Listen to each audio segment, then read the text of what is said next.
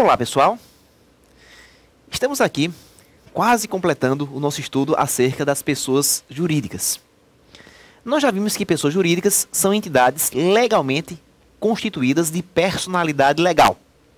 Entidades que podem, assim, assumir direitos e obrigações nas relações civis. Vimos também que as pessoas jurídicas podem ser de direito público externo, de direito público interno e de direito privado. Na sequência, analisamos a responsabilidade civil dos entes públicos. Falamos também a respeito da administração da pessoa jurídica. O ponto crucial da nossa discussão, que foi na aula passada, centrou-se a respeito da desconsideração da personalidade, que é um procedimento através do qual o juiz suspende temporariamente a autonomia da pessoa jurídica e estende a execução patrimonial aos bens particulares dos sócios ou administradores. E vimos todos os trâmites que a desconsideração conhece. E finalizamos a aula passada verificando a dissolução da pessoa jurídica. Quais são as situações que levam ao seu término e como esse término deve ser processado.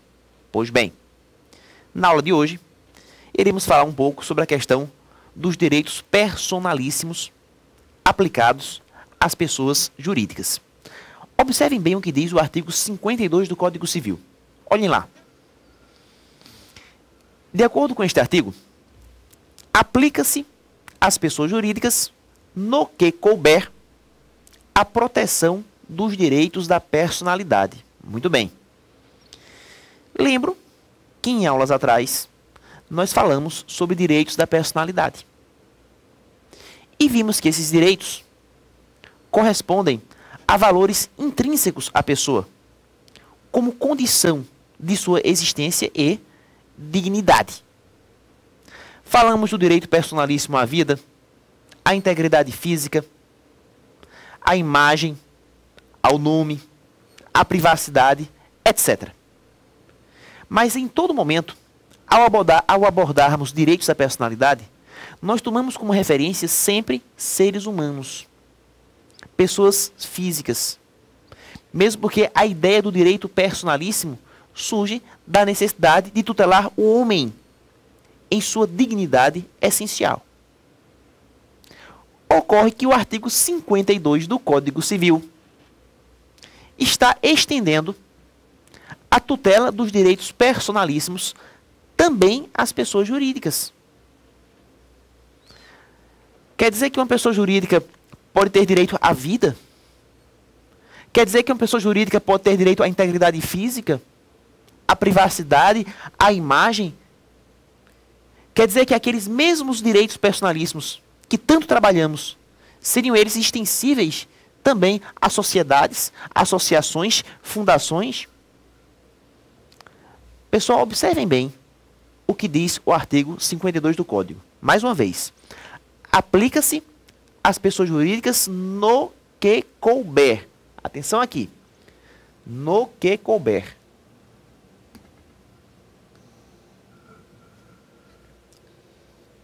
A proteção dos direitos da personalidade. O que, na verdade, o artigo 52 faz é estender alguns direitos personalíssimos ao campo das pessoas jurídicas, e não todos. É errôneo dizer que as pessoas jurídicas terão os mesmos direitos personalíssimos dos seres humanos. Não tem. Agora, naquilo que couber, naquilo que for compatível com a sua estrutura, naquilo que se harmonizar com a sua natureza, é possível, sim, estender a tutela dos direitos da personalidade também às pessoas jurídicas. Por isso que o artigo 52 faz a ressalva, no que couber. A esse respeito, seria correto afirmar que pessoa jurídica tem direito ao nome? Certamente que sim. Toda pessoa jurídica tem uma denominação. Basta ver o que diz o artigo 46 do Código Civil. De acordo com o artigo 46, inciso 1º, o registro declarará a denominação da pessoa jurídica. De modo que, ao conferir uma denominação, está se reconhecendo o direito ao nome. Seria correto dizer que pessoa jurídica tem direito à privacidade? Também. Basta lembrar a questão do sigilo industrial. O sigilo de indústria é uma maneira muito eficaz de se resguardar informações que não podem ser conhecidas por terceiros. De certa maneira, ao tutelar o sigilo de indústria, está se resguardando a privacidade da pessoa jurídica.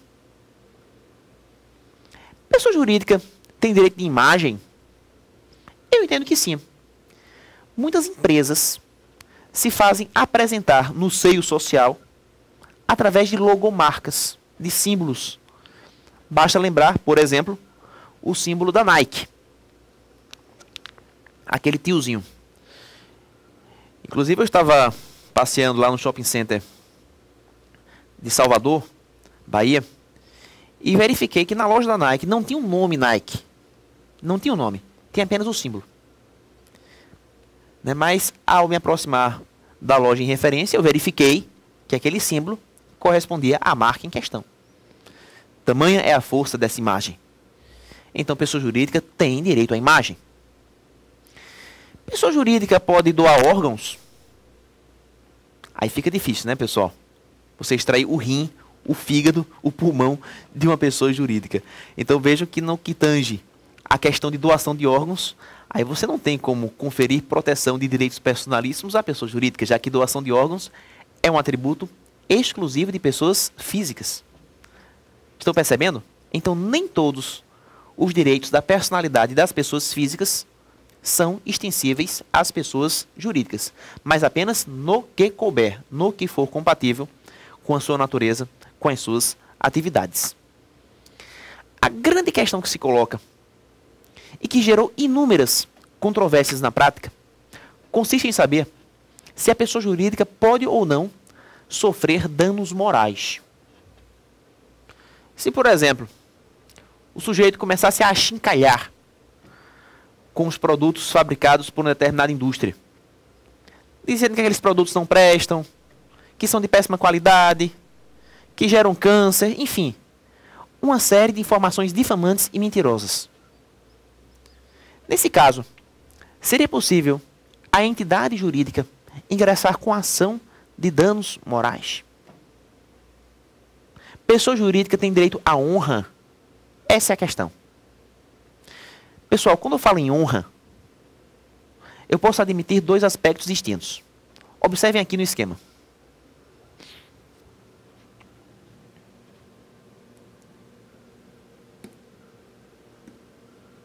De um lado, existe a honra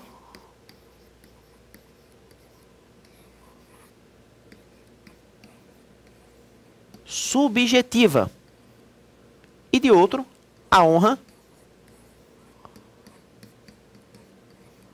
objetiva.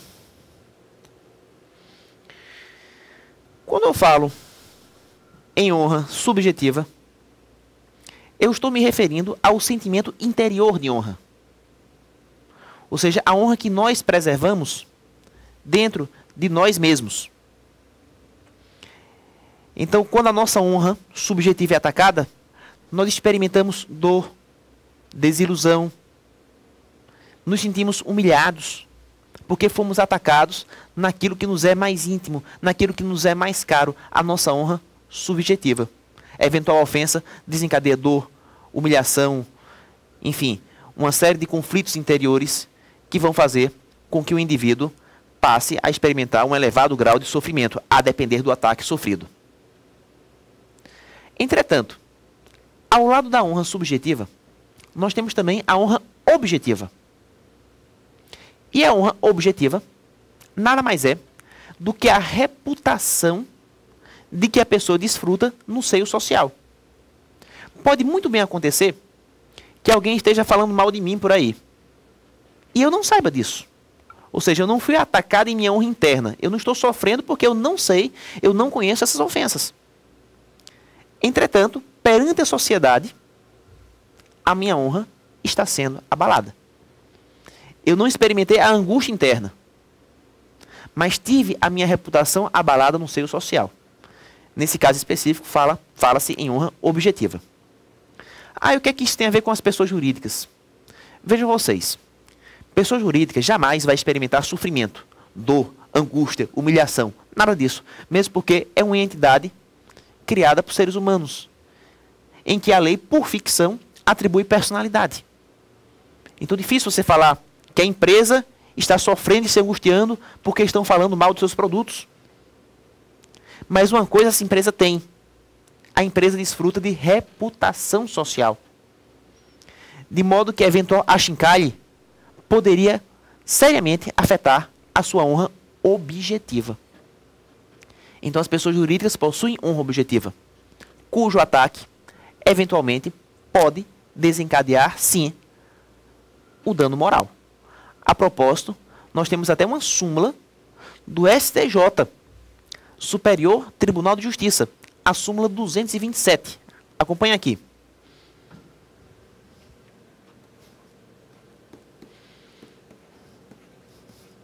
De acordo com a súmula 227 do STJ, a pessoa jurídica pode sofrer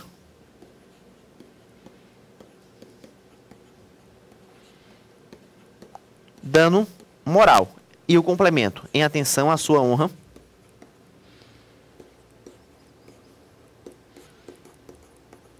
objetiva. Então, feitas essas considerações, passemos agora ao artigo seguinte, ao artigo 53. Este dispositivo está falando sobre associações, dizendo que constituem-se as associações pela união de pessoas que se organizem para fins não econômicos. Atenção aqui. Lembro que nas primeiras aulas, provavelmente na primeira aula sobre pessoas jurídicas, nós falamos das pessoas jurídicas de direito privado. E dissemos que os principais casos de pessoas jurídicas de direito privado, previstos inclusive no artigo 44 do Código Civil, seriam as sociedades, associações, fundações, partidos políticos e organizações religiosas. Se eu não me engano, nós falamos muito bem sobre isso. Pois bem, dentre as pessoas jurídicas de direito privado, nós temos, em particular, as associações. E as associações vêm disciplinadas na parte geral do Código Civil. É na parte geral que vamos encontrar as normas a elas correspondentes. Pois bem, o que caracteriza a essência de uma associação é exatamente a reunião de pessoas. Para criar associação, necessariamente deve haver uma pluralidade de membros. Entretanto, o que caracteriza essa coletividade de indivíduos é exatamente a ausência de fins econômicos, a ausência de fins lucrativos. Com efeito, a associação não pretende lucrar. O lucro nunca foi seu objetivo. Por esse motivo, nós temos dois elementos para caracterizar a essência de uma associação. Acompanhem comigo.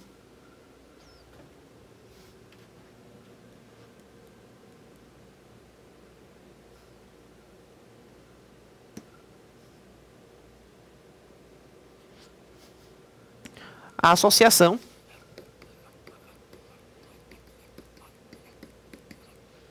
ela é pautada pela reunião de pessoas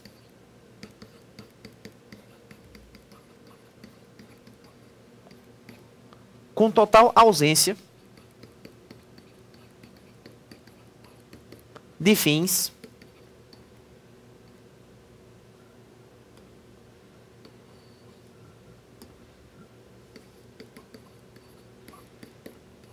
econômicos.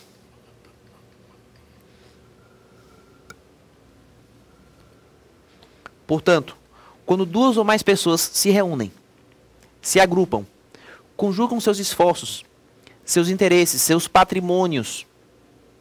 Entretanto, sem estarem norteadas por finalidades econômicas, por fins lucrativos, essas pessoas teriam constituído ou lançado as bases da constituição de uma associação, que é exatamente o conceito previsto no artigo 53 do Código Civil. Observem.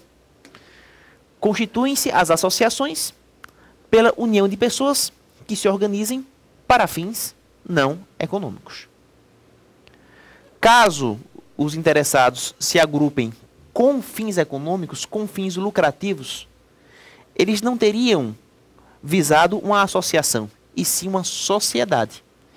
Já que a diferença crucial entre associação, por um lado, e por outro, sociedades, é que enquanto a associação não tem fins lucrativos, a sociedade busca lucrar. Essa é a diferença. Voltando ao artigo. Vamos agora observar o seu parágrafo único. De acordo com o parágrafo único, não há entre os associados direitos e obrigações recíprocos. Regra importante essa aí. Não há entre associados direitos e obrigações recíprocos. Não existe reciprocidade entre associados. Essa é a lógica do dispositivo. Se, por exemplo, eu faço parte de uma associação, sei lá, de um clube de campo, e nesse clube de campo eu tenho o direito de frequentar as dependências, de usufruir da piscina, da sala de jogos, enfim. Mas, ao mesmo tempo, eu tenho a obrigação de pagar mensalmente uma contribuição. E aquela contribuição mensal ou periódica que se paga à associação, nós chamamos de joia. Então, joia é a contribuição que o associado paga para integrar a associação. Pois bem, então a associação me dá o direito de frequentar as dependências e me confere a obrigação de pagar mensalmente essa tal de joia. Caso eu deixe de pagar a joia um determinado mês, pergunto, pode o outro associado entrar com ação de cobrança contra mim? Seria possível que um associado acionasse o outro na justiça? Claro que não. Porque o que eu devo a título de contribuição não é a esse outro associado. O que eu devo é a associação. Então quem vai me processar é a pessoa jurídica. A pessoa jurídica, a associação representada por um preposto, é que vai mover uma ação contra mim. O outro associado não tem nada a ver com isto. Por quê? Porque não há entre associados direitos e obrigações recíprocos. Eu não devo nada ao outro associado e o outro associado não tem nenhum direito de exigir nada de mim. Entre mim e ele não há direitos e obrigações recíprocos. Os meus direitos e as minhas obrigações são exercidos para com a associação, para com a pessoa jurídica. Essa é a lógica do dispositivo. Passemos agora ao artigo seguinte.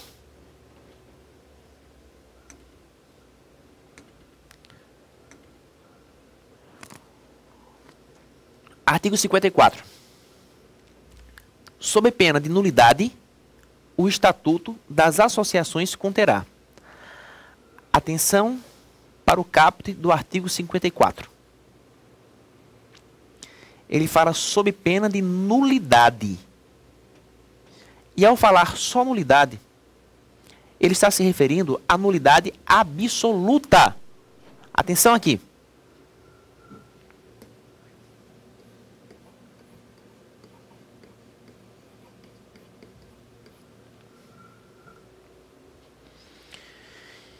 Se nas provas de concurso vocês virem a expressão nulidade sozinha, desacompanhada de qualquer adjetivo, fiquem certos. É nulidade absoluta. Quer dizer que o ato é nulo de pleno direito. Isso implica dizer, no caso do artigo 54, que a inobservância dos requisitos nele elencados torna o estatuto nulo, incurso em nulidade absoluta. Pois bem, vamos verificar os requisitos que o estatuto deve conter para não sofrer essa consequência da nulidade. Observem comigo. De acordo com o inciso 1º, o Estatuto declarará a denominação, os fins e a sede da associação. Obviamente, toda associação tem que ter uma denominação, um nome.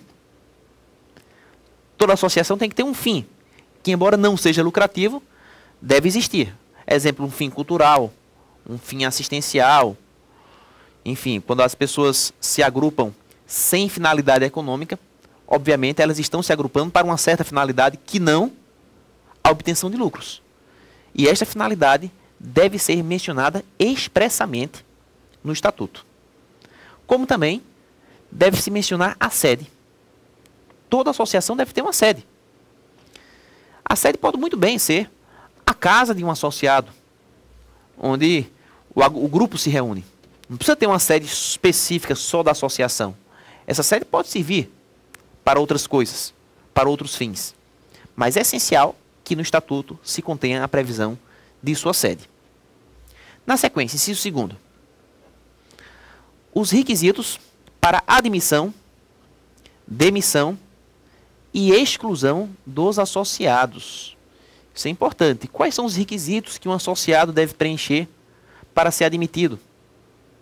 Ou para ser demitido ou excluído? Se bem que eu acho que demitir e excluir significam a mesma coisa, né? O código aqui ele foi um pouco redundante. Afinal, todo aquele que está sendo demitido está sendo também excluído dos quadros da associação. Redundâncias à parte, as condições para ingresso e saída da associação devem estar mencionadas expressamente no Estatuto. Inciso 3º. Os direitos e deveres dos associados. Como eu falei, ao comentar o artigo anterior, todo associado possui direitos e deveres. E esses direitos e esses deveres são exercidos para com a associação. Entre associados não existem direitos e obrigações recíprocos. Entretanto, é preciso que no Estatuto se contenha a previsão dos direitos e deveres. Na sequência, inciso 4º. As fontes de recursos para sua manutenção. A principal fonte de recurso para manter a associação é exatamente a joia, a contribuição que o associado paga. É isso que vai manter a associação ao longo do tempo. Nada impede, porém, que a associação comercialize produtos. Por exemplo, coloque souvenirs à venda, bonés, etc. E vejam vocês que o fato de a associação colocar certos produtos à venda não implica dizer que ela tenha fins lucrativos. Digo isso por quê?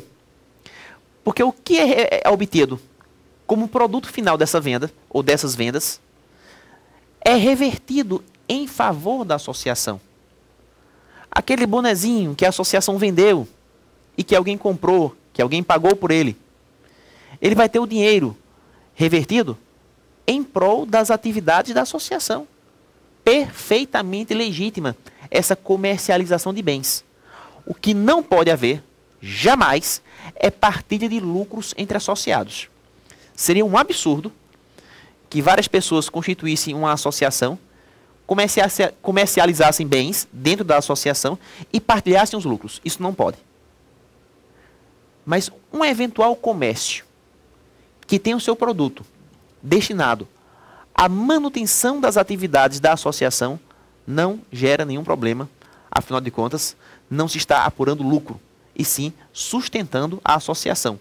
Por isso, que deve se mencionar no Estatuto as fontes de recursos para a sua manutenção. Inciso 5º. O modo de constituição e de funcionamento dos órgãos deliberativos. Toda associação terá órgãos deliberativos. Terá uma diretoria, terá um conselho, terá uma assembleia. E o modo pelo qual esses órgãos se constituem ou tomam suas deliberações e funcionam deve estar expressamente previsto no Estatuto. O Estatuto há de conter portanto, o funcionamento, a regulamentação do funcionamento dos órgãos deliberativos. Inciso 6º. As condições para a alteração das disposições estatutárias e para a dissolução. Vejam vocês, toda associação, ela possui um estatuto. Aliás, são os requisitos do estatuto que nós estamos agora analisando. As disposições estatutárias, por sua vez, não se consideram imutáveis. Ah, porque está no estatuto, tem que ser assim para sempre. Não. Nada impede, portanto, que ocorram modificações supervenientes. Que o estatuto possa ser reformado. Até a Constituição da República Federativa do Brasil pode sofrer emendas. Quanto mais o estatuto de uma associação. Enfim, as condições para a alteração desse estatuto, os quórums, quem vai alterar, enfim, tudo isso tem que conter previsão expressa no próprio estatuto. O próprio estatuto é que vai trazer as disposições referentes à alteração das disposições que contém. E por fim,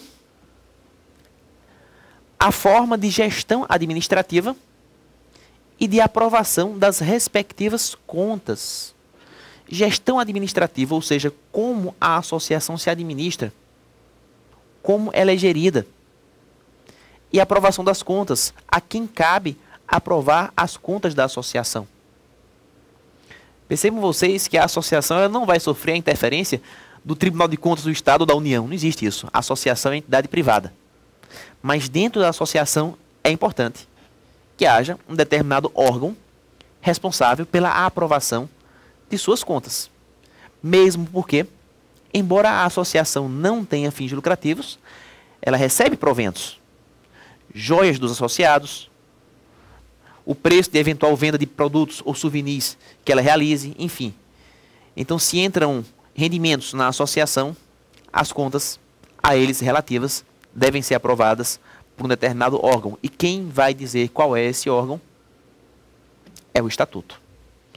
Então é essa a observação que eu tinha a fazer a respeito do inciso 7º do artigo 54 do Código Civil. Pessoal, encerramos por aqui a nossa participação. Desejamos a todos vocês um forte abraço, excelentes estudos e até a aula que vem.